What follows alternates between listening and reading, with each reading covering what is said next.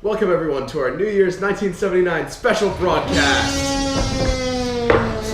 I'm anchor Devin Christensen. Today we have a decade in review, the highs and lows of the 70s. I have our leading reporter, Zachary Ganadero, here with me on my left. So Zach, what do we have on our list tonight? Well, Devin, tonight we'll discuss the three major stories that, by your votes, were the most requested and intriguing. And what are these stories, Well, Zach? we have the Jonestown Massacre, the Apollo 13 mission, and a recap and new information about the Vietnam War. Stellar, Zach. Anything else we got on the agenda tonight? Well, of course. We have an interview of the greatest technological advances of this decade, the culture, which I will be covering personally, and the greatest sports feats of these years. Perfect. So without any further ado, let's jump right into a decade in review. You're awful. We begin our New Year report remembering a tragedy of the 70s, so we are not doomed to repeat it. Special correspondent Zachary Ganadero is here to recap the horrific details which occurred in Jonestown. In recent news, cultist Jim Jones has been found dead along with hundreds of his followers in the recently liberated makeshift colony of Guyana, South America. We have been following the development of Mr. Jim Jones since the 1950s, when he revoked his practice of traditional religion in favor for the founding of his People's Temple in Indianapolis. By the 1960s, he had relocated his congregation to the Redwood Valley, California, where he was able to gather more followers. The appeal to this man's forming cult were the messages of racial integration he spread in a time of difficulties, in addition to his ungodly obsession in preaching of communism. This fame from the press and his followers, along with Jones's mental predisposition, eventually corrupted him, leading him to fall into fits of paranoia that never seemed to end. These tendencies motivated Jones to flee for Guyana, where he had promised to create a communist utopian society. It was here, after the U.S. intervention, where a shootout ensued. Followers were given the option to abandon the colony and join the U.S. raid on their way back home. Any follower who agreed was shot and killed, along with an American reporter covering the conflict. Fearing any escalation to this issue, Jones ordered every follower to drink cyanide-laced Flavor Aid. The next day, Guyanese natives found hundreds of bodies at the site of the colony. Jim Jones was found dead in his throne in the center of the complex with a bullet wound in his head, likely self-inflicted. This has been one of the greatest losses of innocent American lives in the country's history. Many reporters and police officers have taken to call this event an orgy of death. Here we have a survivor of the incident to speak more on the issue. Loading. And the congressman, when the shots rang out, dove behind the opposite wheel of the airplane from the gunfire and was hit almost immediately and then shot by people walking through with the guns. Senator Ryan was one of the 5 non-cultist casualties this past week at the airstrip. Their bodies have been sent to Georgetown, the capital of Guyana, to undergo multiple autopsies to discover the causes of death. After identification, the bodies will be brought to a U.S. Air Force plane waiting on site. The bodies will then be shipped back to U.S. soil to have proper burial. Yeah. I'm sure many of you remember the remarkable advances in space travel in this decade, but not every mission was a scientific success. Apollo 13 was a triumph demonstrating the ingenuity of man and our ability to overcome all challenges. 2:13 Eastern Standard Time from the Kennedy Space Center. The crew included James A. Lovell Jr., Commander, John L. Swigert Jr., Command Module Pilot, and Fred W. Hayes Jr., Lunar Module Pilot. The spacecraft encountered a major accident at 55:53:18 ground elapsed time.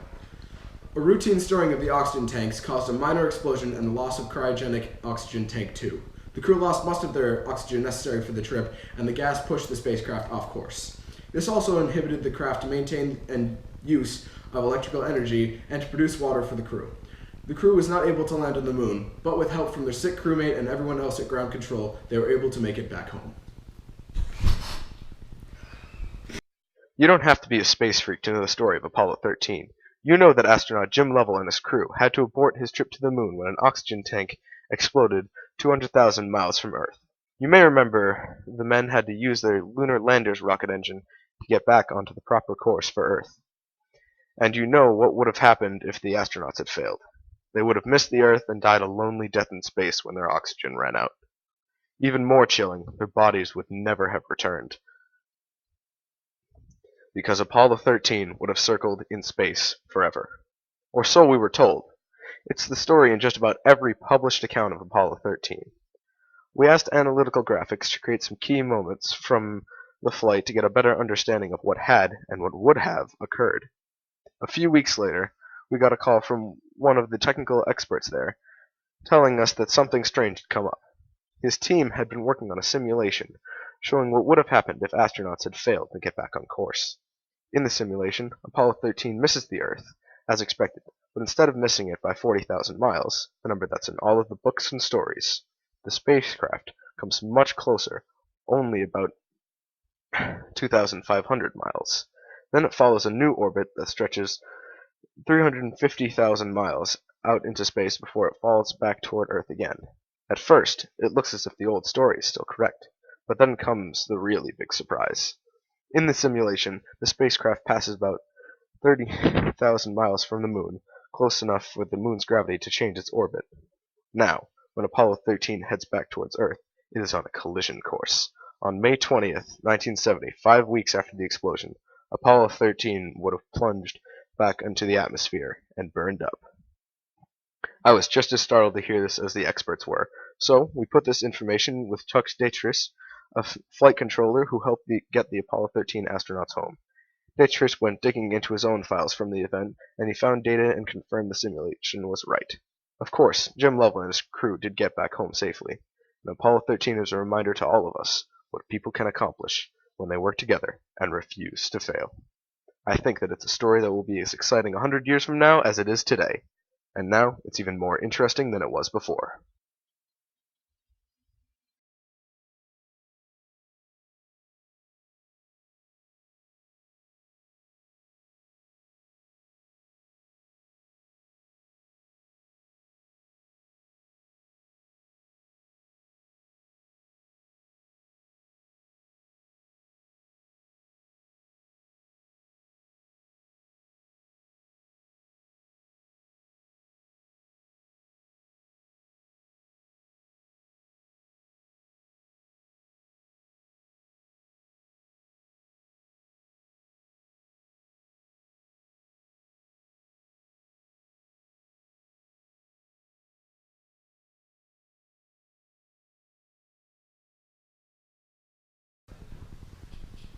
And now, we cut to a brief commercial break. Getting tired of playing boring games like Yahtzee?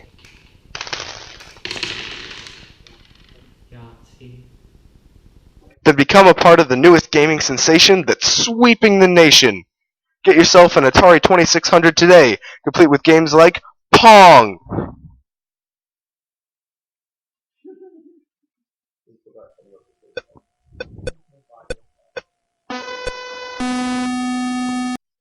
The Atari 2600.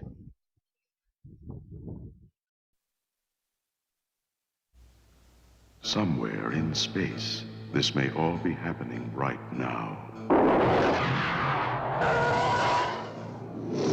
20th Century Fox and George Lucas, the man who brought you American Graffiti, now bring you an adventure unlike anything on your planet.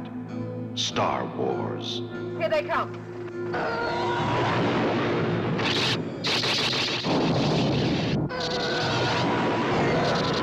Coming in too fast! The story of a boy, a girl, and a universe.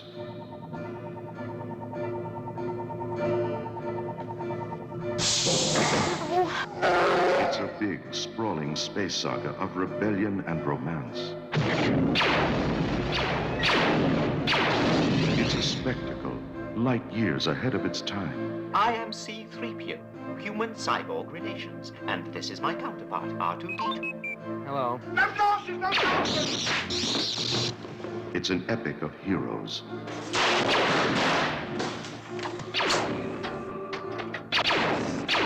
Good luck. And villains. And aliens from 1,000 worlds.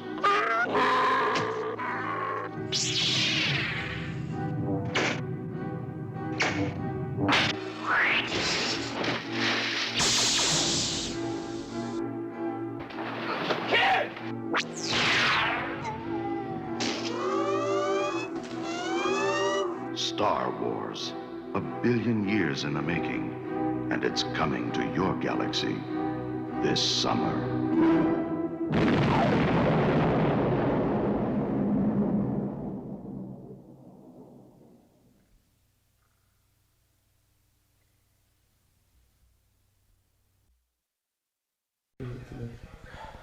Do technological advancements go over your head? I know they do for me. Our resident tech head is here to break down these newfound gizmos so even real men like me can understand it. Ted? Go. Hey there, fellow technomancers. Welcome to the future. It's now. New technology is shaping the world around us, from our daily lives to the progress of our nations. To see this, we're going to have to take a little field trip to our friendly neighborhood airstrip. Come on!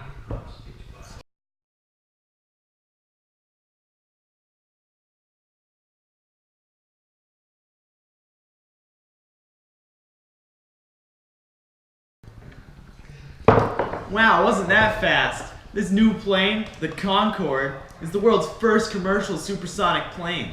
That's right, that means people like you and me can fly on it, as long as you don't mind the constant sonic booms. That's right, this plane travels at Mach 2.04. That's 2.04 times the speed of sound, or 694.1916 meters per second. Wow, ain't that neat? To see the next example of modern technology, we have to head over to the biolab. Hello there, Mr. Scientist. What kind of technology do you have for us? Create a human zygote outside of the human body. I've been researching this for years, but just recently a very desperate couple has asked me to help them. Here, let me show you what I found. Oh, what did you find? So what you do, if you're able to bind sperm and egg outside of the human body, and these are viable, yeah. Once if you can bind sperm and egg outside of the human body, and insert it into a woman's womb, before the 16-cell stage of the fertilized zygote, it will implant in the vaginal lining, allowing for the birth to take place. Wow, ain't that neat? Hey guys, welcome back to the news studio. For this next clip, I don't even need to leave the comfort of the studio. I just need my trusty old landline here. You see, we're about to make history during the news. I, here from the studio, am about to call Mr. Martin Cooper on my telephone. Now, that may not sound super exciting yet, but wait until you hear about Mr. Cooper's end of the call. This brilliant man is not going to be calling me from a bulky wired phone like this. Oh no! This man has made a new, sleek, easy to use, portable telephone using cellular signals to wirelessly tap into the phone system in America. This means that this man is not at a desk at his home, but walking the streets of New York City explaining his invention to passerbys. This technology sounds impossible, but I assure you, this is happening now. That must be him. Hello? Oh, hi there. Welcome to the news. Can you tell me a little bit of what you're doing right now? What's that? You're in Times Square? Remarkable. That's so neat. Okay, I'll let you get back to your busy schedule. Thanks, bye. Wow, wasn't that neat? And finally, we have a new advancement in computer technology. Information on computers was normally stored directly on the system in code, but now it's different. Scientists at IBM have invented these new portable diskettes. These diskettes, or floppy disks, are able to store and transfer information from computer to computer. Isn't that neat? This can save programmers hundreds of hours on time. It's super amazing. Well, that's enough for today, folks. For now, it's going to have to be Tech Head Ted Led, signing off. Thank you very much, Ted. We now go to our sports expert, Kyle Woodward, to give us a rundown of the greatest triumphs in sports for this decade. Kyle Woodward here. This decade in sports witnessed the breaking of a legendary record. The Boston Braves' Hank Aaron, or more widely known as Hammer and Hank, hit his 215th home run in Atlanta's Fulton County Stadium on April 8, 1974, beating the Sultan of Swat, Babe Ruth's home run record, a world-renowned record that held its place for 47 years, since it was set in September of 1927. Also, Muhammad Ali regained his titles that he was stripped of on October 30th, 1974, in Kanash, Zaire, as he defeated former champion George Foreman. This was the first championship boxing match ever to have occurred in an African country. Ali had originally been stripped of his titles after his refusal to join the U.S. Navy, but now the champion has finally taken up his throne again. The 1972 Miami Dolphins season was the team's 7th season and 3rd season of the National Football League. The 1972 Dolphins were the only National Football League team to win the Super Bowl with a perfect season. The undefeated campaign was led by Coach Don Shula and notable players Bob Grease, Ed Morrell, and Larry Fonseca. The 1972 Dolphins went 14-0 in the regular season and won all 3 postseason games, including Super Bowl VII, against the Washington Redskins to finish 17-0. And finally, it seems a major rivalry has developed between Magic Johnson of the Michigan State Spartans and Larry Bird of the Indiana State Sycamores, demonstrating this year's NCAA Division I basketball championship. The Spartans won 75-64, and this game is, as of now, estimated to be the most widely watched basketball game in history, thanks to its 40 million viewers. Nice moves, keep it up. Wow.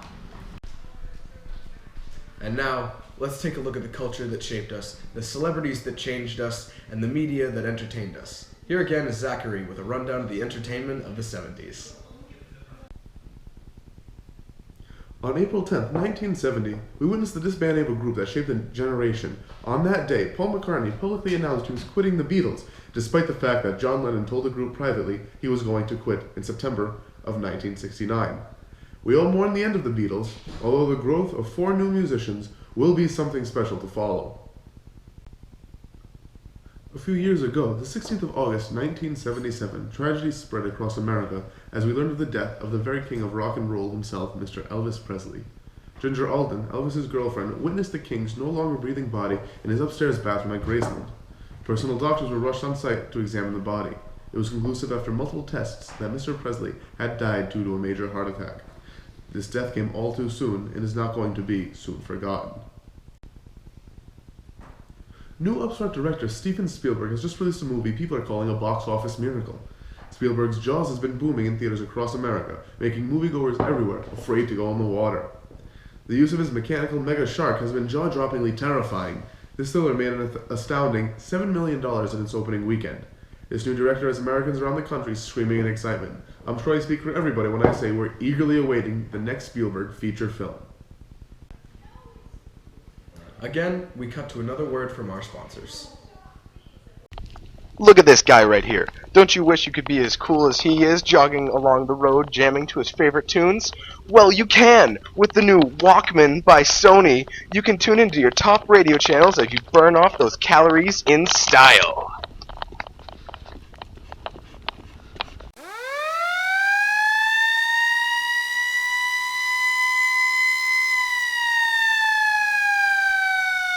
This is a public service announcement.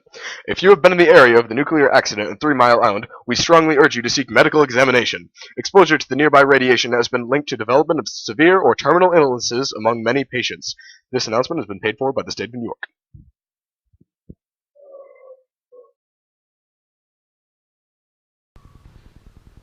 Again, welcome back. We finished today's broadcast with an update of the Vietnam War and a truly chilling story to go along with that. We return to Kyle Woodward with this update. At the beginning of this decade, Nixon, in planning on sending the Vietnam War into Cambodia, called for 150,000 more soldiers to be conscripted to fight. Before this demand, the war with Vietnam had still been slow, with above-average mortality rates for the U.S. While a strong militaristic move, such a drastic change had indescribable harsh effects on the home front. For once, the casualties of this war have been taken on American soil. This war is far from being isolated to Vietnam. Protests against this controversial campaign sparked tragedy at Kent State University in Ohio. A member of the National Guard, sent to quell the protests, opened fire on the students, reporting being fired upon by a sniper. This sparked a volley of fire, killing 4 students. The validity of the sniper threat has not been verified. It's dawn, and Alpha Squad 9 is commuting to war. 21 GIs bound toward a jungle clearing a mile from the Cambodian border. American soldiers, fighting their way through the sweaty jungles of South Vietnam, searching for an elusive enemy. The temperature is almost 100 degrees, and the jungle stifles even the tiniest breeze. The marching is slow. There could be a North Vietnamese regiment hiding a few yards away, and no one will be able to see it. No one talks, so you start thinking. Specialist Dwayne Leora is thinking he's going to meet his fiancée in Honolulu in 2 weeks. And he will show her the silver star the general pinned on him yesterday. Devalle is the lone medic in the platoon, and he's scared. Scared from the moment he gets out of the chopper to the moment it picks him up. Scared that someday he's going to get killed picking up a wounded buddy. Jorgensen just became a sergeant, but he doesn't like it. He'd rather be up, walking point, where the action is. He's already got 3 Purple Hearts, so everybody calls him Hero. And there's Lieutenant Hughes. Everybody calls him Blue. That's his radio call. Clue didn't want to come to Vietnam. He'd much rather be a businessman than a soldier. But right now, he's in charge of the lives of 21 men. Somewhere in this jungle, there's several hundred North Vietnamese soldiers who could wipe out their little American unit to the last man in an unguarded moment. Today, though, it's quiet. A few bunkers uncovered, then a quick lunch. Then it's back down the trail to the pickup zone. Just a peaceful walk in the sun.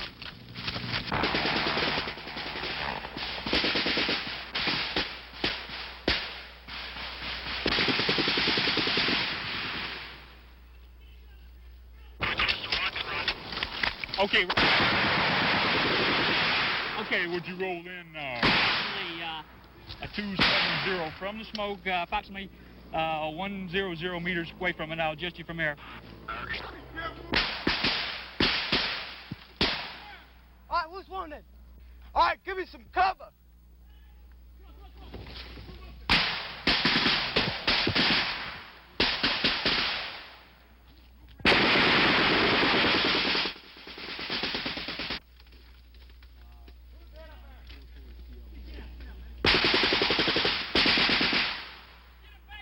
Get him back here if you can. Can you move him?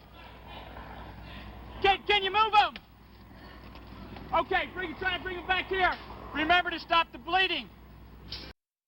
And Devalle, the man who survived another rescue mission, brings back his wounded man. Who is it? Who is it? Questions men down the line. Oh Christ, it's Hero, the sergeant who likes to walk point. How bad is it? A couple leg wounds. We were walking down the trail. Perimeter out here. I was walking point, and we noticed a side trail. It was one of the side trails we came down and had more use on it than when we first came down it. So I looked up and spotted it was an NVA. He had a green uniform, had an AK, and it was like a quick draw old thing. I opened up in him, he opened up in me. Yeah, I'm afraid it works that way, but he's lying up there on the trail. Roger that. We haven't taken fire in here yet. I got hit in both legs. Pop smoke, 4-3. Pop a smoke over here.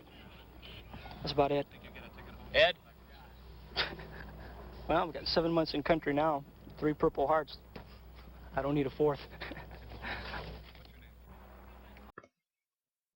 The enemy soldier who shot Jorgensen cannot be found. He may have survived, or dragged himself off to die. Most of the time, you really never know. The problem now is to get Hero out of here, so Blue calls in a medevac helicopter and sets up a perimeter to defend it. Hero has stopped making brave jokes now, the shock has worn off, and the pain has begun.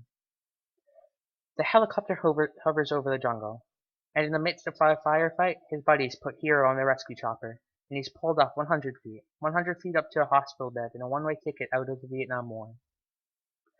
And then it's quiet again. Alpha Crew 9, blessed one man, gingerly making its way back through the heat and smell of gunpowder, back to the pickup zone. And now we go on to a story that deals with the Vietnam War but hits more close to home. The Kent State Massacre brought an entirely new front to the war. Not only were innocent Americans being conscripted and dying over in Vietnam, but innocent Americans expressing their free will and freedom of speech are being killed here at home. This truly eye-opening experience was captured on film at Kent State the day of the massacre. We switch over to that footage now to show some of the tragedy happening here at home. And here we have video of Kent State the day of the tragedy. Students, with their passionate protest, take to the hill as soldiers suit up to disperse the crowd. We have witness testimony here. Tear gas first started down the commons, then the guard moved up on both sides of Taylor Hall and forced the kids off the commons. Then one group, I don't know how many there were, 50 maybe, perhaps more, perhaps less, moved down to the practice football field. After you feed them, then what will we do? Will you ask them to leave? They've got grievances, they've got demands. The demands on both sides. We have to talk. And then there were a whole lot of kids around them. A few kids were throwing sticks and stones, but that was only a handful, not more than 10, 15.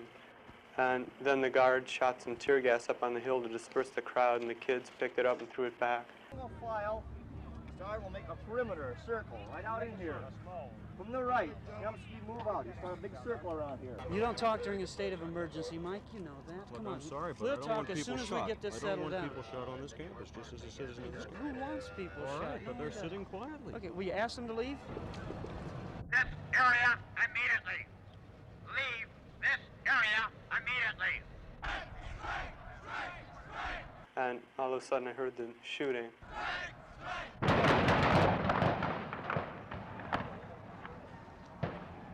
And then I saw people dropping to the ground, and then I fell to the ground also, because I couldn't walk anymore. And A little while ago, me and our leading reporter, Zach Gonadera, had a little dialogue in front of the camera about Nixon's, I don't even think Watergate. It's Watergate. Watergate. It's Watergate. Thank you. It's Watergate. Thank you, reporter. But Watergate. So, nobody can talk about scandals in politics in the 70s without bringing up Watergate. It's a wonder we haven't touched upon it yet. Really, it's quite strange. Now, can you believe that our very own President of the United States has been accused of funding members to break into the Democratic National Convention to siphon money into a slush fund for his own re-election? He is not a crook. I mean, that's the allegation. But who knows? All we know is this does go down in history as one of the dirtiest things a president has ever done. It's purely, I can't even think of a word for it. I mean, me neither. I mean, that's why we're here. But sometimes it just makes you wonder, what would have happened if Nixon was impeached instead of leaving on his own terms due to political pressure?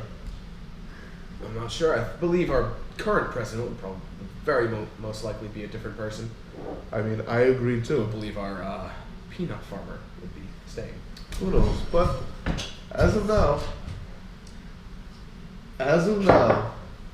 the Watergate scandal is history.